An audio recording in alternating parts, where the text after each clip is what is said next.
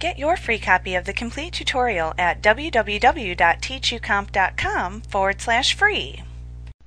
The chart of accounts is a list of all the accounts used by a business.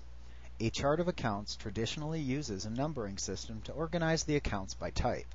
The first digit of each account shows what type of account it is, and the following digits put the account in order within that group.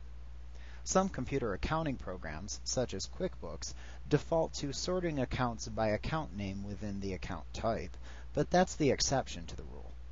As your system develops, you may want to get more intricate with the numbering scheme you use.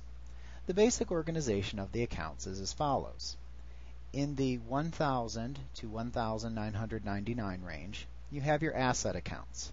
These are what you own. In the 2000 to 2999 range, you have your liability accounts. These are what you owe. In the 3000 to 3999 range, you have your equity accounts. This is funding from owners or investors and retained earnings. In the 4000 to 4999 range, you have your income accounts, and these track revenue from sales. In the 5000 to 5999 range, you have cost of goods sold accounts. These are expenses directly associated with purchasing the products or providing the services sold. In the 6000 to 6999 range, you have your expense accounts, and these are the general business expenses. In the 7000 to 7999 range, you have other income accounts, and these are sources of minor income, such as interest income. In the 8000 to 8999 range, you have other expense accounts, and this also tracks minor expenses.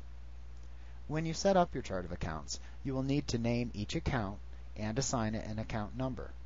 Keep the account names short and descriptive to make your chart of accounts easy to understand and follow for both your accountant and anyone else that might be working with the books. Let's take a look at how the chart of accounts is created using some of the more common accounting software systems, or Excel. Quickbooks. In Quickbooks, you build an initial chart of accounts based on answers given to questions posed to you by the program when creating the company file. Later, you can modify the accounts as you wish. Here is a chart of accounts from the sample company file used by Quickbooks. Peachtree. Similar to Quickbooks in its setup, you build your chart of accounts based on the answers given to questions posed to you by the program when creating the company file. Later, you can modify the accounts as you wish. Here's the screen you use to make changes to the chart of accounts, and a sample chart of accounts report which lists all the accounts in the company file. Next, we will look at Excel. Excel is a spreadsheet program from Microsoft. It is akin to setting up the chart of accounts on paper.